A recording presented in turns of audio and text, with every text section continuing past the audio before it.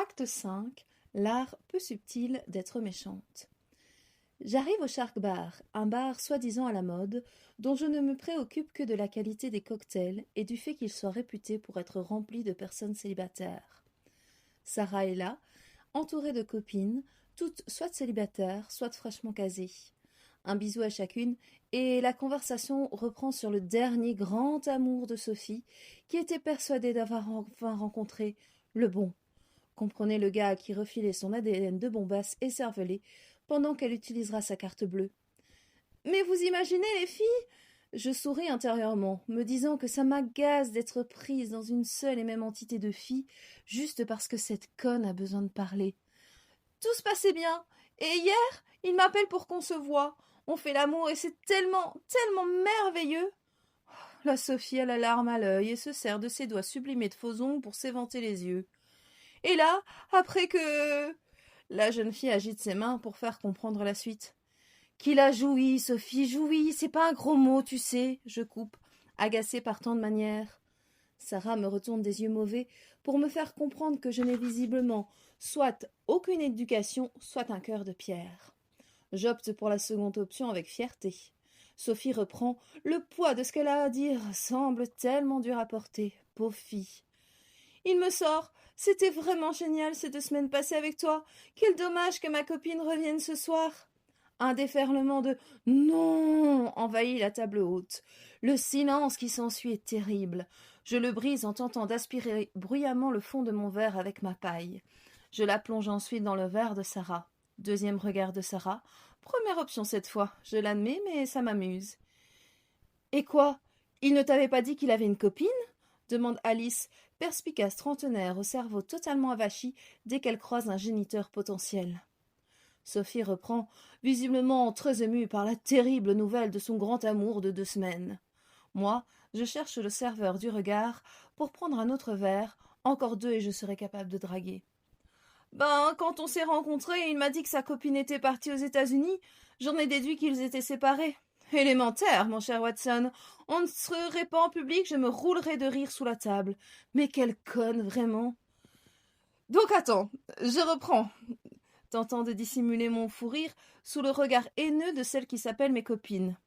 Le gars te dit ça, et tu ne creuses pas plus loin. Pas de réponse. Kindy mot consent et elle doit consentir souvent. Tu te fais un film, tu nous gaves avec toutes ses qualités, et à aucun moment, je dis bien à aucun moment, vous ne parlez de votre vie. Mais on était occupés. Occupés à quoi? Ah! Ah! Elle agite à nouveau ses mains. J'ai envie de les lui tordre violemment ou de lui montrer qu'on peut s'en servir pour compter quand on a la taille de son cerveau. Enfin, tu vois, quoi? Accoucher, copuler, baiser, forniquer, victoire! Là, c'est Sarah qui trouve que je vais trop loin. Je croise le regard du serveur et lui fais signe de nous remplir nos verres. Enfin, voyons! Elle nous a même parlé de ce à quoi ressemblerait leur mioche et qu'ils vivraient en banlieue pour avoir un labrador, car elle en avait un quand elle était petite. La gonzesse, elle se fait un film total et je devrais la plaindre d'être une gourdasse? Je ris, ne me rendant pas compte que l'alcool me fait dire tout haut ce que je pense de cette fille. Le serveur arrive et me dépose mon verre, ceux des autres étant encore remplis. Tu sais, reprend Sophie, on n'est pas toutes des désabusées de l'amour, nous. Waouh! Alors t'oses pas dire jouir, mais tu connais le mot désabusé? Tu me surprends. Je ferais mieux de partir avant de m'énerver totalement et de regretter mes paroles. Oh, alors là, j'aimerais voir ça. Je n'ai pas passé mon temps à l'entendre déblatérer sur ses misères sentimentales pour continuer à m'ennuyer avec elle. Pas besoin d'elle, d'aucune d'elle, besoin de personne d'ailleurs. Je me lève, un peu gauche, je l'avoue. L'alcool est à la fois mon pire ami et mon meilleur ennemi. Mon verre en main, que je bois d'un seul trait, et j'ajoute un brin trop fort. Allez, je t'écoute. Montre-moi l'étendue de ton vocabulaire. Les autres se taisent. Elles connaissent ma répartie diabolique. Sophie, pas encore.